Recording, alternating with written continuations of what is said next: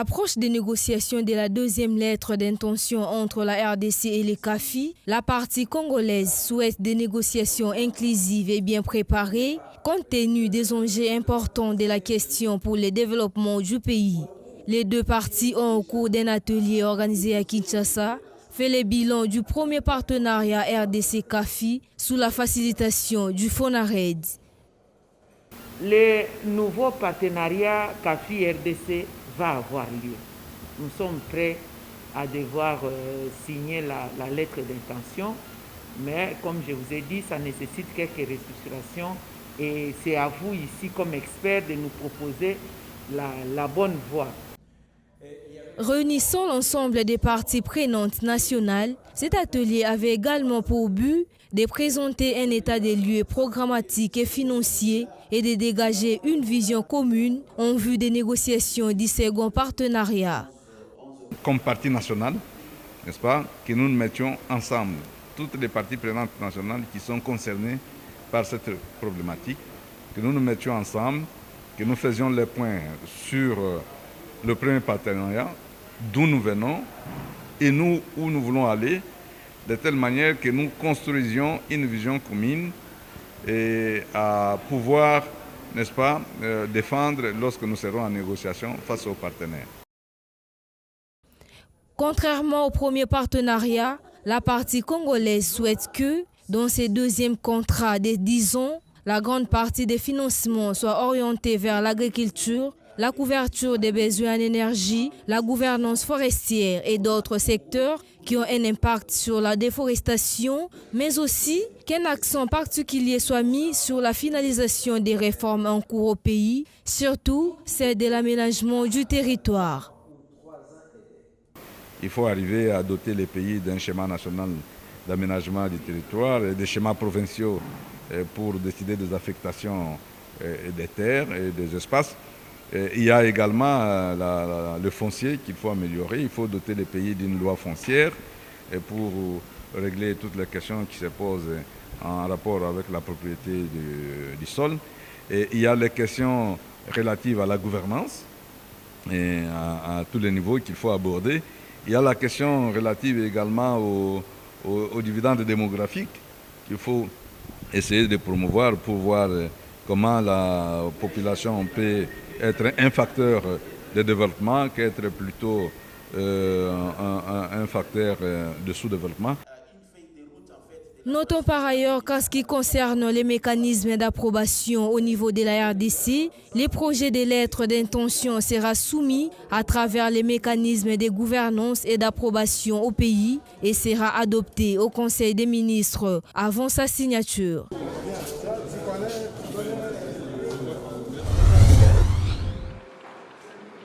C'est dans les soucis de former plusieurs jeunes sur la gestion des aires protégées, le développement durable, que l'Union internationale pour la conservation de la nature a renforcé les capacités des étudiants œuvrant dans le domaine environnemental, des agents des services provinciaux du secteur forestier, environnemental, de conservation au cours d'une session de formation organisée à Kinshasa.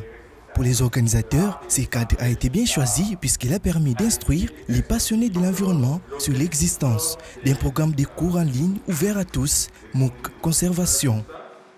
Les RAIFT a une filière qui produit des gestionnaires des aires protégées. Alors c'est pour cette dernière raison que nous avons été motivés de venir échanger autour des questions liées aux aires protégées africaines. Parce qu'au sein de l'ERAIFT, on trouve au moins les étudiants provenant de 7 à 8 pays.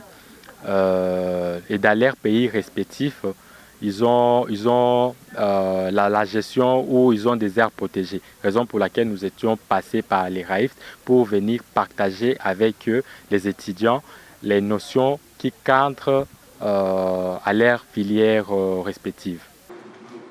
Au sein de l'USN Papako, les programmes sur les aires protégées d'Afrique et conservation visent à renforcer la gestion, la gouvernance des aires protégées et à augmenter leurs impacts positifs en termes de conservation ainsi qu'à renforcer les compétences des gestionnaires d'aires protégées. Certains passionnés de l'environnement ont salué ces programmes qui accordent une grande importance sur la gestion et la gouvernance des parcs et des réserves au niveau régional ou local. Nous encourageons ces échanges entre les étudiants, surtout que parmi les options qu'on organise ici, à l'ERAIFT, il y a aussi l'option gestion des aires protégées. Alors nous avons trouvé que l'objectif de sa communication corrobore avec ce que nous faisons à l'ERAIFT. Nous, on encourage aussi une collaboration étudiant-étudiant. C'est comme ça que c'est la séance d'aujourd'hui nous intéresse beaucoup aussi. Pour les participants, ces enseignements sont une possibilité pour eux de se doter des compétences nécessaires pouvant leur permettre de prendre des décisions responsables et soutenues sur les bonnes connaissances et la gestion durable de l'environnement. Je pense que cette séance nous a permis de voir un peu plus clair, parce que nous entendions avant parler de ces MOOC. C'est vrai qu'il y a des gens, un peu comme moi, qui avions participé, mais avec les camarades, quand même, on a compris beaucoup plus, on a approfondi nos connaissances sur ces MOOC conservation. Organisés 2 fois par an, les étudiants désireux suivre cette formation cette année les feront gratuitement à travers les modules vidéo, les cours dispensés par les enseignants qualifiés du monde francophone ou anglophone selon leur choix sur la gestion des aires protégées, les suivis écologiques, l'application des lois, la conservation des espèces, la valorisation des ressources et des nouvelles technologies dans les aires protégées. La ministre de l'Environnement et Développement durable, Eve Bazaïba, a au cours d'une discussion avec la délégation de la Fédération des entreprises du Congo, martelé que son ministère va procéder dans les prochains jours au contrôle des différents secteurs d'activité de la République démocratique du Congo sur les questions de l'environnement, un secteur dont la FEC a la gestion. Selon le président de la FEC, Eve Bazaïba a expliqué sa politique et sa philosophie qui se résume au fait que si l'État congolais doit prélever la taxe des redevances sur l'activité économique, cette dernière doit être prospère et bénéficiaire dans un partenariat gagnant-gagnant. La vice-première ministre voulait nous recevoir, nous expliquer sa politique et sa philosophie qui est que si l'État doit prélever des taxes et des redevances sur l'activité économique, il faut que cette activité économique prospère. Il faut qu'elle soit bénéficiaire, donc on doit être dans un partenariat, pas pour nous tracasser, mais pour qu'on sache ce qui se passe, ce qui doit être fait. Donc elle nous a parlé des sujets qui l'intéressent, impact d'études environnementales, le contrôle des installations classées, le crédit carbone et beaucoup d'autres sujets qui intéressent nos membres. D'autres sujets ont été également abordés au cours de cette rencontre, dont l'étude environnementale dans les axes d'intervention de cette fédération. Nous avons conclu que cette première étape sera suivie d'un dialogue permanent entre le ministère et la FEC.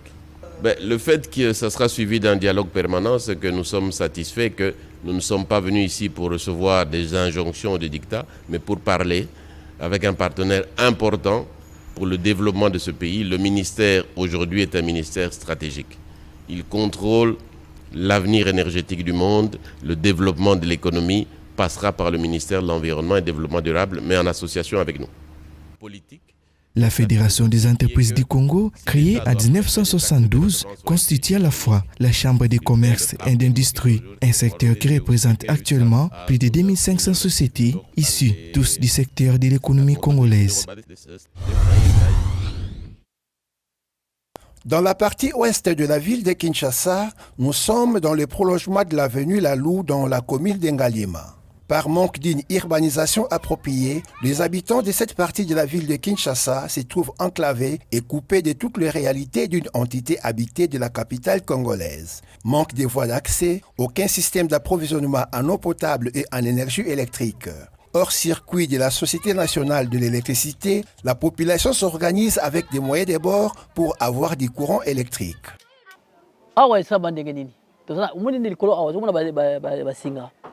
un système, il y a un courant Selemba, qui est Tokimosi, et 400 Gambouya, la lou. Nous sommes à Delvo, côté de Colo, et il y a côté de Nabisson.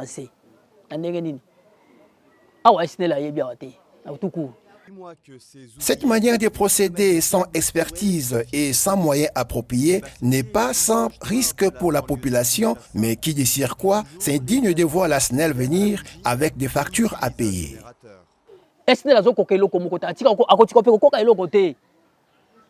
Quand étendue nyonso ya urbaine akokoka eloko te, il faut bambanda baza ndeso SNEL aza mopanzi oyo société moko mopanzi ya commune boye okomona sikoyo ekozoka équilibré hein neti biso basinga ti lelo SNEL ayaka mais tala ta to basinga na biso moko mais ils viennent pour la kosenga ba facture et puis facture au-delà 15 000 ba 10 000 15 000 mais au tiata singa te même en pour yena ngote effort personnel, mais tu es là pour donner encore, nous donner des factures.